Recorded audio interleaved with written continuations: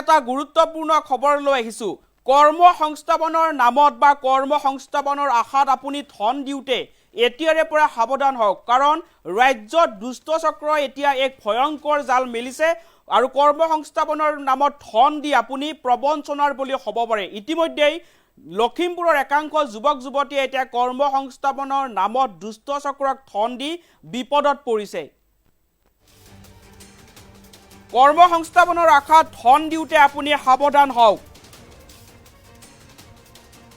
অন্যথা প্ৰবঞ্চনাৰ বলি হ'ব পাৰে আপুনিও প্ৰবঞ্চনাৰ বলি হ'ব পাৰে গতিকে কৰ্ম সংস্থাপনৰ নামত ধন দিওতে সাৱধান হওক নিযুক্তি দিয়াৰ নামত দুষ্ট চক্ৰই মেলিছে ভয়ংকৰ জাল আৰু লখিমপুৰত এতিয়া বিপদত পৰিছে বহু নিবনুৱা যুৱক যুৱতী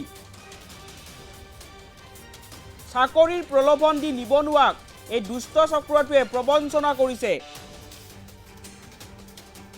বিভিন্ন পদত নিযুক্তি দিম বুলি হাজাৰ হাজাৰ টকা লুণ্ঠন কৰিছে নিবনুৱা যুৱক যুৱতীৰ পৰা আৰু হিৰকজ্যোতি দত্ত নামৰ দালালৰ বিৰুদ্ধে এতিয়া গুৰুতৰ অভিযোগ উত্থাপন হৈছে চাকৰি দিয়াৰ নামত 1600ৰ পৰা 6000 টকা পৰ্যন্ত সংগ্ৰহ কৰিছে হিৰকজ্যোতি দত্ত নামৰ এই দালালটোৱে পিছে টকা দিয়াৰ পিছতো নিবনুৱাসকলে পৰ্যন্ত চাকৰি লাভ কৰা নাই উপায়ন্তৰ হৈ ছাত্ৰ সন্থাৰ সহযোগত তাক চাপিছে বিপুৰীয়া আৰক্ষীৰ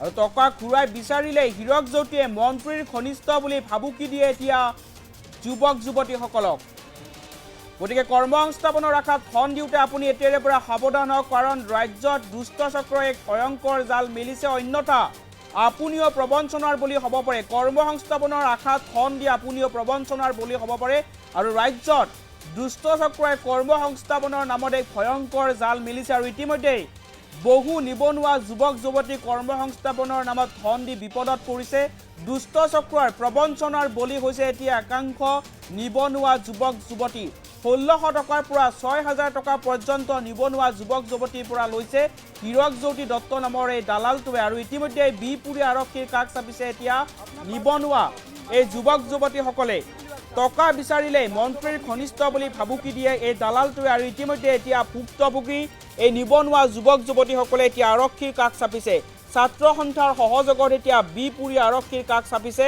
ভুক্তভোগী এই নিবনুৱা যুৱক যুৱতীসকলে আৰু গতিকে কৰ্ম সংস্থাপনৰ নামত ধন দিওতে আপুনি সাৱধান হওক কাৰণ আপুনিও প্ৰবঞ্চনাৰ বলি হ'ব পাৰে ৰাজ্যৰ একাংশ দুষ্ট চক্ৰ এক ভয়ংকৰ জাল মেলিছে এতিয়া কৰ্ম সংস্থাপনৰ নামত 1600 টকাৰ পৰা 6000 টকা পৰ্যন্ত নিবনুৱা যুৱক যুৱতীৰ পৰা লৈ এই পৰ্যন্ত কৰ্ম সংস্থাপন দিয়া নাই আৰু দিয়া ধনখিনি উভতাই বিচাৰিলে মন্ত্ৰীৰ ঘনিষ্ঠ বুলি ভাবুকি দিয়াৰ এক গুৰুতৰ অভিযোগ উত্থাপন হৈছে হিৰকজ্যোতি দত্ত নামৰ দালালৰ বিৰুদ্ধে এতিয়া গুৰুতৰ অভিযোগ উত্থাপন হৈছে গতিকে কৰ্ম সংস্থাপনৰ নামত বা কৰ্ম সংস্থাপন লাভ কৰাৰ আশাত আপুনি ধন দিওতে সাৱধান হওক কাৰণ দুষ্ট চক্ৰই কৰ্ম সংস্থাপনৰ নামত এক ভয়ংকৰ জাল মেলিছে গতিকে আপুনিও কৰ্ম সংস্থাপনৰ নামত যদি সেই দুষ্ট চক্ৰৰ কবলত পৰে তেনেহলে আপুনিও বিপদত পৰিব পাৰে ইতিমধ্যে একাংশ নিবনুৱা যুৱক যুৱতী এতিয়া এই দুষ্ট চক্ৰৰ কবলত পৰি বিপদত পৰিছে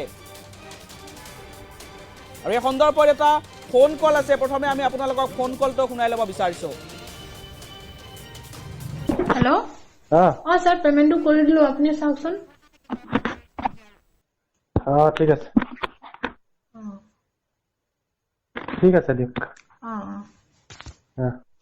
বজাৰ আগতে ঘূৰাই দিও এটা কেটা বাজিলে 11টা বাজিছে 12 বজাৰ আগতে ঘূৰাই দিও 1 ঘন্টা হলে ভিতৰত পাই যাব পইচাটো যদি আমাক নিদিয়ে নহয় স্যাৰ আমি কিবা এটা ব্যৱস্থা কৰিম একশন ললে মানে আকৌ আমাক পিছত দুখ নাপাব কৈ দিছো কি একশন লবা তুমি আমি কেছ দিম গে পাৰো লম আৰু হেতু আমাৰ কথা ভালকে তোমাক কৈ আছো ন ঘূৰাই দিম বুলি ঘূৰাই দিম বুলি কৈছে আমি 12টা বজালৈ ৰাখিলো ঘূৰাই দিব 12 বজাৰ আগতে ঘূৰাই দিব তোমালোকৰ লগত ভালকে কথা পাতিছো ন ভালকে কথা পাতিছে আমিও ভালকে কথা পাতিছো আপুনি যদি কাম দিব নোৱাৰে তেনেহলে কিয় আমাৰ পইচা লৈছিলে মিছা মিছা কৈ বলে কিয় পইচা ল'ব লাগে তেনে মিছা কোনে যদি আমাক কাম কেনেকে দিব নোৱাৰিলে আপুনি ঠিক আছে দিব হেতু দিব পাৰে নোৱাৰে হেতু আপোনাৰ কথা হল এতিয়া আমাক মততে পইচা যেনেকে লৈছিলে তেনেকে ঘূৰাই দিলে হল 12 বজাৰ আগতে আমাক পইচা ঘূৰাই দিলে হল হেতুকে আমি ক'ব পাৰো আৰু পিছত আমাক দুখ নাপাব। এইবিলাক কিবা একশত তাৰ মোবাইলত নকবা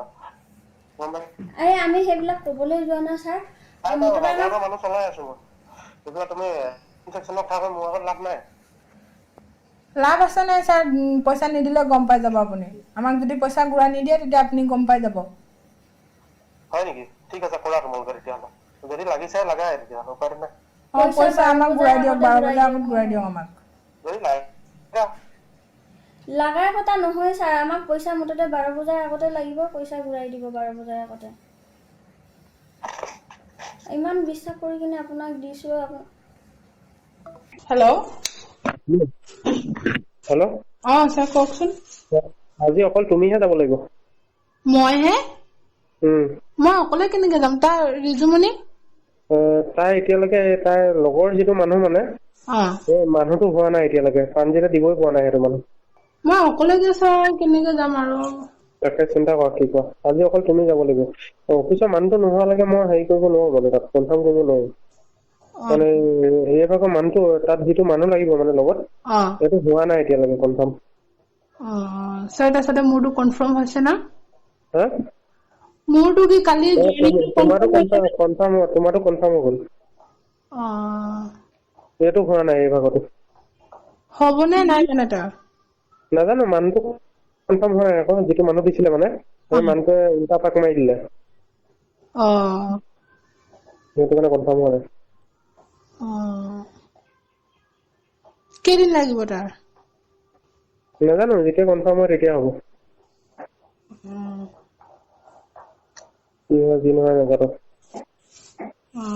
আজি গৈ কি তাতে কালি জইনিং হ'বই লাগিব না ছাৰ? কালি প্ৰাঞ্জিত থাকিব তাতে। প্ৰাঞ্জিতে ৰুমলৈ লৈ যাব। ৰুমত গৈ দি দিব। তাতে হীৰামণি আছে, নিবেদিতা আছে, এনেকে আছে। সিহঁতৰ লগতে থাকি যাব। মই নাযাওঁ। মই টিকেটটো কৰিব পাৰিম না? মই কৰি দিম, কেলে মাথা মাৰি আছা তুমি? সেইটো মাথা মাৰিব নালাগে তুমি। মই কৰি ক্লিয়াৰ কৰি দিম। কিন্তু এতিয়া সেইটোৱে ৰিজুমণি মানুহটো হোৱা নাই। তোমাৰ এইটো মানুহটো কি হ'ল ল'ৰাটো? তাই আমাক জইনিং কৰি ল'ব কৈছে আগতে, তাৰপিছতহে কি কয়। শুই থাকিবলৈ কোৱা তাক, লেব এখন লৈ। হা? লেব এখন লৈ শুই থাকিবলৈ কোৱা বোলো। হেল্ল'। Hello' sir. বাৰু স্কেনাৰটো পালো ছাৰ। এতিয়া পইচাটো দি দিম বুলি ভাবিছিলো। ছাৰ হেৰি মানে মেডিকেল কলেজত না? হেৰিয়ত আপোনাৰ কেঞ্চাৰখনত তাৰ কাষত। মেডিকেল কলেজত কেঞ্চাৰখনত? তাৰ কাষতে একেলগে লাগি আছে। কিয় সেইখনত নোৱাৰিব নেকি কৰিব? নহয় ছাৰ, নাই মানে পাৰিম পাৰাটো সুধিছিলো মানে সেইকাৰণে। তাৰ কাষতে একো নাই, একেলগতে আছে ইফালে সিফালে। এজেঞ্চিৰ নামটো? মেনকুট। হা? মেনকুট। মেনকুট? হেৰি ডিউটিটো কি হেৰি মানে কেঞ্চাৰখনতে পাব না তাৰ কাষত মানে বেলেগ? আপোনাৰ কেঞ্চাৰখনৰ কাৰণে লোৱা হৈছে। কেঞ্চাৰখনৰ মানে তাতে মানে ডিউটিটো দিয়া হ'ব? মই লোৱা নাছিলোৱে। মোক প্ৰাঞ্জিতে ৰিকুৱেষ্ট কৰিলে। এই ছোৱালীজনী গ'লে এজনী ছোৱালীও যাব বুলি। মই বোলো ঠিক আছে তেতিয়া, এজনী ছোৱালী মোক লাগেই ৰিলিভ হোৱাৰ কাৰণে। ঠিক আছে বোলো, দিয়া তাইকে তেতিয়াহ'লে লৈ লওঁ আৰু ৰিজুমণি কোনখনত হ'ব? ৰিজুমণি অফিচত। আৰু মানুহ লাগিবনে? মানে বৰ্তমান এতিয়া নালাগে, জেন্টছ লাগে। লাগে? কোনোবা আছে নেকি জেন্টছ? ছাৰ আছিলে। জেন্টছ লাগে। আপোনাৰ ফোন নম্বৰটো তেনে মই দি দিছো, তেওঁ আপোনাক ফোন কৰিব। তেওঁৰ নম্বৰটো মোক দিব, মই ফোন কৰিম তেওঁক। তেওঁ মোক ফোন কৰিব নালাগে। মানে কোন জেগাৰ হয় মানুহজন? কোন জেগা? তাৰে হয় গোগামুখৰ। আমি তাৰ গোগামুখৰে হয় বাৰু। আপুনি ক'ৰ আপোনাৰ ঘৰ? মোৰ ঘৰ শদিয়া, কিন্তু আমাৰ গোগামুখত আমাৰ নিজৰ মানুহ বহুত আছে ন। তাতে অহা যোৱা কৰিয়ে থাকো বাৰু। ঠিক আছে, তেওঁৰ নম্বৰটো মোক দি দিব আপুনি, মই ফোন কৰি ল'ম। বৰ্তমান মই আজি নলওঁ, আজি একচুৱেলি টাইম নাই এতিয়া ফোন কৰিবলৈ। মই আপোনালোকৰ কামত লাগি আছো। আপোনাৰ এইখিনি বহুতখিনি ফৰ্ম হেৰি কৰিব লাগে ন, ফিল আপ কৰিব লাগে। PF ফিল আপ কৰিব লাগে, ESI ফিল আপ কৰিব লাগে। এইবিলাকত আজি দেওবাৰ যদিও কাম কৰি আছো, উপায় নাই। ছাৰ হেৰি ৰিজুমনিৰ পেমেণ্টটো অলপ দেৰি হ'ব নেকি? তাৰ এতিয়া মোৰটোহে অকল দিয়া হ'ব। ৰিজুমেণ্টটো কেতিয়া দিব? দিম বুলি কৈছে, তেওঁ মানে অলপ দেৰি হ'ব বুলি কৈছে, অলপ সন্ধিয়া টাইমৰ। সন্ধিয়া হ'বলৈ বাকী আছে নে এতিয়া? মোৰ গুৱাহাটীতে মানে আছে। অলপ দেৰি হ'ব বুলি কৈছে মানে। হা তাই এতিয়া অলপ মানে সেইফালে গৈছে, মই এফালে অকল দোকানলৈ ওলাই আহিছিলো। ঠিক আছে, হ'ব দিয়ক, আপোনাৰটো হেৰি কৰি দিয়ক। দেখিছো বাৰু ছাৰ। খালি মই আপোনাক ফোন কৰিম হা, আপোনাক 8:30 9:30 মানত ফোন কৰিম। এবাৰ 1 মিনিটৰ কাৰণে আপুনি ৰিচিভ কৰিব। কাইলৈ মই টাইমিংটো দিম আপোনাক। হ'ব ছাৰ দেই। হেল্ল'। ছাৰ পেমেণ্টটো কৈছোঁ যে এনেকুৱা পদ এজন ওলাইছে, আমাৰ গাঁৱৰ পৰাও আছে আৰু ওচৰ চুবুৰীয়া গাঁৱৰ পৰাও আছে, আৰু এখেতসকলে আছে। এখেতসকলৰ পৰা চিকিউৰিটিৰ পোছাক আৰু জোতাযোৰ চিলাবলৈ কাৰণে পইচা লোৱা হৈছিলে। কোনোবাৰ পৰা 1700, ড্ৰেছ পোছাকৰ কাৰণে, কিছুমানৰ পৰা 1600, এনেকুৱা ধৰণৰ মানে তেখেতসকলে এনেকুৱা পৰ্ট কৰি আছে। এতিয়া যিটো কৈছে আপোনালোকে শুনিলেই, পুনৰ তেখেতসকলে কথা পাতিলে। আৰু আমাৰ ছাত্ৰ সন্থাকো তেখেতে কেৰেপ কৰা নাই। তেখেতে কৈছে যে পীয়ুষ হাজৰিকাৰ লগত উঠা নমা আছে, আপোনাৰ সৰ্বানন্দ সোণোৱালৰ লগত উঠা বহা আছে। সদৌ অসম দেউৰী ছাত্ৰ সন্থাই ইয়াকে বিচাৰোঁ যে তেখেতে এতিয়াই আহক BPR থানালৈ, আৰু আমি আৰক্ষী বিষয়াক কঠোৰভাৱে অনুৰোধ কৰিছোঁ তেখেতক। আমি তেখেতৰ পেজটো চাব খুজিছোঁ আমি ইয়াত, আৰু তেখেতসকলে যিমানখিনি দুৰ্নীতিৰ পইচা লৈছে চবখিনি তেখেতসকলে বৈ দিব লাগিব। আৰু এখেতসকলেতো আজি 3 দিনলৈকে কাম কৰা নাই, বা কিছুমানে 1 মাহ ধৰি কাম কৰা নাই। তেওঁ পইচাটো ঘূৰাই দিয়া নাই, বিচাৰিলে তেওঁ কয় বোলে হেৰি, আৰু মই কওঁ বাৰু কেছটো দি দিম বুলি কওঁ, তেতিয়া তেওঁ কয় হেৰি কেছ দিয়ে কি দিয়ে দি থাকক, কিন্তু মই পইচা ঘূৰাই দিবলৈও নাই। আৰু বাৰম্বাৰ মই ফোন কৰিয়ে থওঁ, তেওঁ কয় বোলে আপোনাক মই চিনি নাপাওঁ, তেনেকৈ কয়। ফোন কৰিলে কয় যে মই আপোনাক চিনি নাপাওঁ, আপোনাক পইচা ঘূৰাই দিবলৈও নাই, তেনেকৈ মানে প্ৰলোভন কৰি থাকে। আৰু কিছুমান মাইকী মানুহক বেয়া বেয়া চকুৰে চাই যে মোৰ ওচৰলৈ আহ, মই তহঁতক দিম, পইচাও ঘূৰাই দিম, এনেকৈ মানে বেয়া বেয়া কথা কিছুমান কয়। আৰু তেওঁ উচিত শাস্তি দিব লাগে মোৰ মতে। দিলোঁ, এজাহাৰ দিলোঁ, এতিয়া বিহপুৰীয়া থানা এজাহাৰ দিলোঁ, আৰু তেওঁ অতি সোনকালে ধৰি আনি আমাৰ মুখৰ আগলৈ আনক, আৰু তেওঁ উচিত শাস্তিটো দিব লাগে। এই হীৰকজ্যোতি দত্ত নামৰ এজন মানুহ আছে, তেওঁ এজন মানে বহুত ফাঁকিদাস হয়।